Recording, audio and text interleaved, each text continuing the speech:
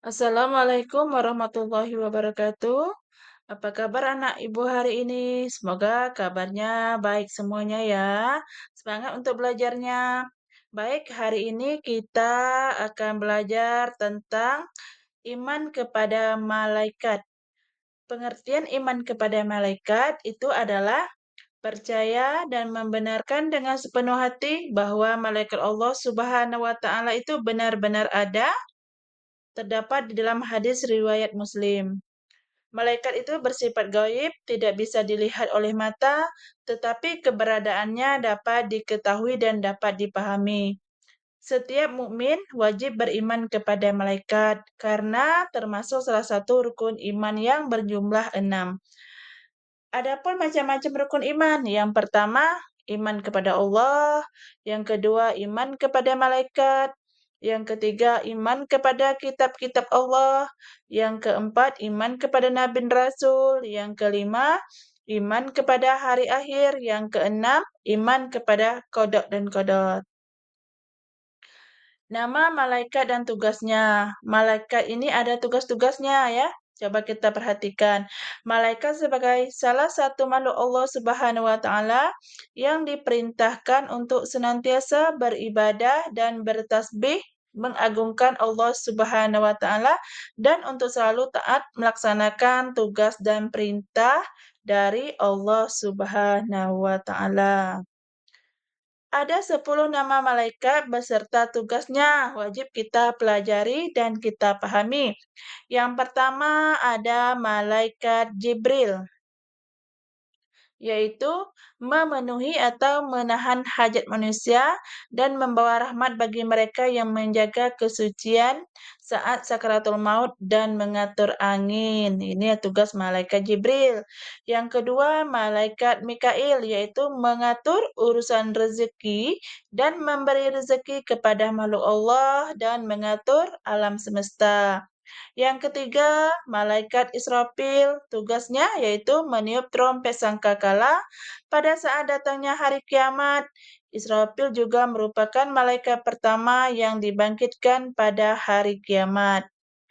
Yang malaikat keempat yaitu Israel. Tugasnya apa? Yaitu mencabut nyawa manusia apabila sudah tiba ajalnya.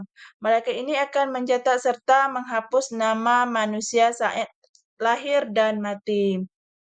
Malaikat yang kelima yaitu Munkar yang menanyakan manusia di alam barzah atau alam kubur, yaitu pada saat manusia dikuburkan.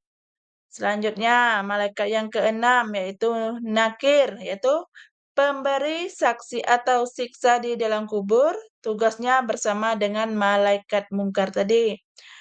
Yang ketujuh, Rakib mencatat amal dan perbuatan baik manusia. Contohnya, jika manusia melakukan ibadah sholat, maka akan dicatat amalnya oleh malaikat rakib. Kedelapan, Atid mencatat setiap amal dan perbuatan buruk yang dilakukan manusia. Malaikat Atid biasanya dikaitkan bersama malaikat rakib. Malaikat yang kesembilan, nah tugasnya itu Malik. Tugasnya menjaga pintu neraka. Ia bersifat keras dan tidak mempunyai rasa belas kasihan kepada penghuni neraka. Yaitu malaikat yang ke-10, Ridwan. Yaitu tugasnya menjaga dan mengawasi pintu surga. Malaikat Ridwan juga bertugas menyambut semua hamba Allah yang akan masuk di dalamnya. Itu tadi 10 nama malaikat dan tugas-tugasnya apa saja. Terus malaikat ini mempunyai sifat-sifatnya. Nah, ada 10 tugas malaikat ada 10 sifat-sifat malaikat. Yang pertama, selalu taat dan tidak pernah menentang perintah Allah Subhanahu wa taala. Yang kedua, tidak berjenis kelamin atau tidak laki-laki atau perempuan. Yang ketiga, tidak butuh makan, minum dan tidur. Keempat, tidak mempunyai nafsu. Kelima, selalu bertasbih dan beribadah kepada Allah Subhanahu wa taala. Yang keenam, dapat menjelma berbagai bentuk sesuai kehendak Allah Subhanahu wa taala. Tujuh, selalu benar dan tidak pernah bohong. Delapan, selalu memintakan ampunan bagi orang-orang yang beriman. 9.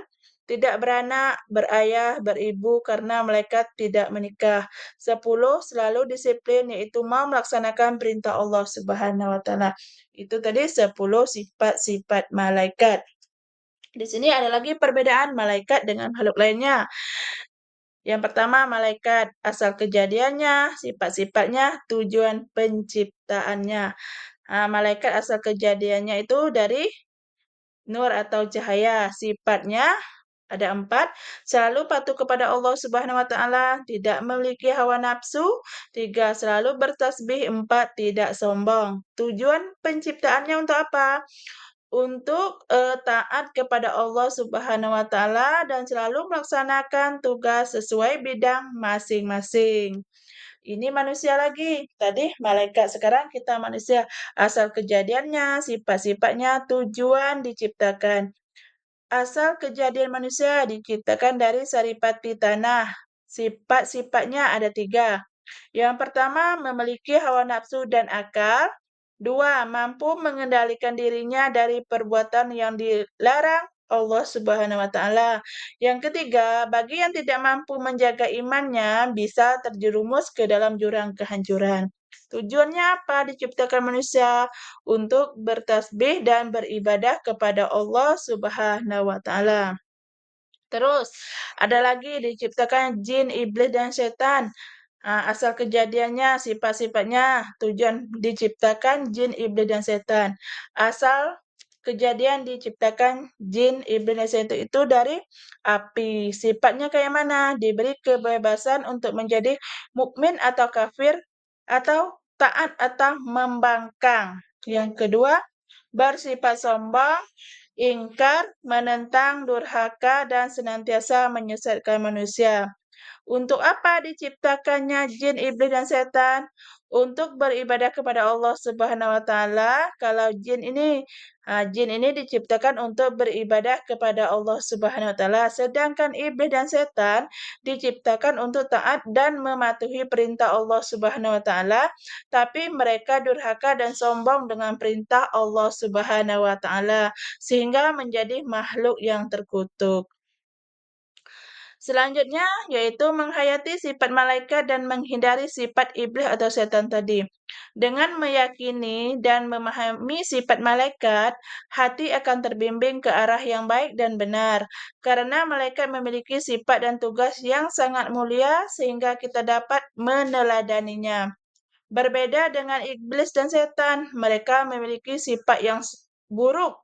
Tugas iblis dan setan adalah menggoda umat manusia agar terjerumus ke dalam yang dilarang Allah Subhanahu wa taala. Bagaimana agar kita terhindar dari godaan setan tersebut? Sangat diperlukan langkah-langkahnya. Ini langkah-langkahnya. 1, mengerjakan perintah Allah Subhanahu wa taala dan menjauhi larangannya dengan hati yang ikhlas. Kedua, memperbanyak membaca Al-Qur'an dan memahami isinya. Yang ketiga, memperbanyak ibadah seperti salat malam, puasa sunnah, dan bersedekah.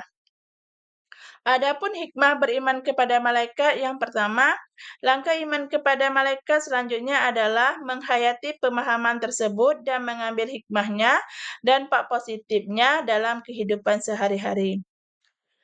Hikmah beriman kepada malaikat sebagai berikut.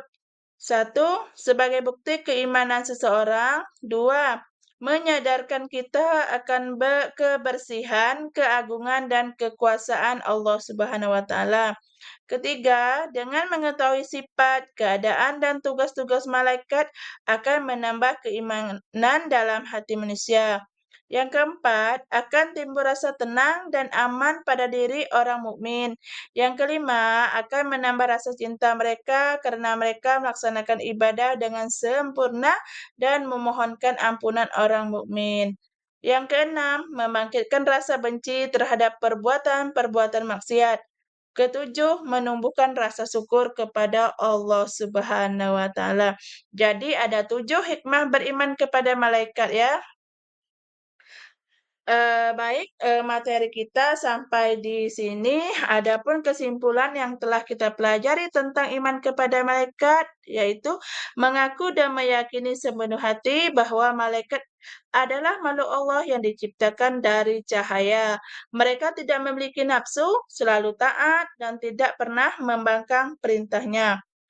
Meyakini keberadaan mereka secara mutlak, meskipun tidak bisa dilihat, kita harus yakin bahwa malaikat itu nyata dan meyakini tugas-tugas mereka. Apa-apa saja tadi, setiap malaikat itu memiliki peran spesifik. Nah, yang ada tadi 10 nama malaikat dan tugas-tugasnya. Yang terakhir, keimanan ini berdampak positif pada kehidupan. Dengan meyakini keberadaan malaikat, seorang muslim akan lebih berhati-hati dalam bertindak. Kesadaran bahwa ada malaikat yang mengawasi dan mencatat setiap perbuatan, baik yang terlihat maupun tidak, akan mendorong kita untuk selalu berbuat kebaikan dan menjauhi keburukan. Baik, sampai di situ saja. Terima kasih sudah mengikuti pelajaran hari ini. Selamat beristirahat. Assalamualaikum warahmatullahi wabarakatuh.